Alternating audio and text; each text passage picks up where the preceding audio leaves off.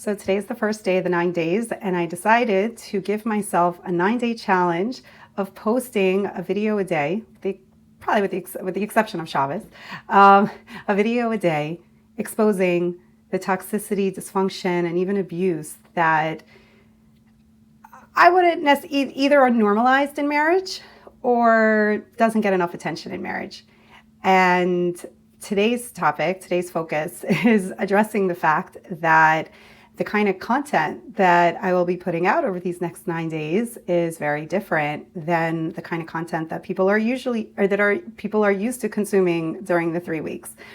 And that is because I am going to be stirring the pot. I'm going to be poking at your anger as opposed to encouraging you to suppress it. I'm going to be poking at anger, stirring it up, because it was always there. If you don't have the anger there, then there's nothing for me to poke at. And so if I do poke at your anger, it means that it's there, but it was just somewhat buried and stale. It was resentment. Resentment is basically just like constipated anger.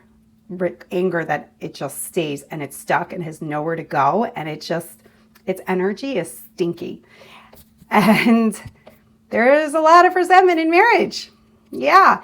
And the more that women try to, or anyone really, this is not just about women, but I'm talking to women, the more that women try to just be the bigger person in the relationship, the more that they are the mother of the relationship, the more that everyone suffers. And there's lots of sinas chinam. Right? Nobody, it's funny, every year we're like, oh, look, here we are again. We still don't have the Beis HaMikdash, still struggling with sinas chinam. And a lot of times people think that the answer is to just work even harder at what doesn't work, which is suppressing the anger and being mavater even more and self-betraying even more. That is not the answer. The answer is never self-betrayal, even though a lot of people might have you think that. So if you see me stirring up anger, that is why. Because anger, when channeled correctly, is such a powerful agent of change. And that's the point. That's why you have that emotion. Not to just work on yourself, but to use that fuel for change for the good.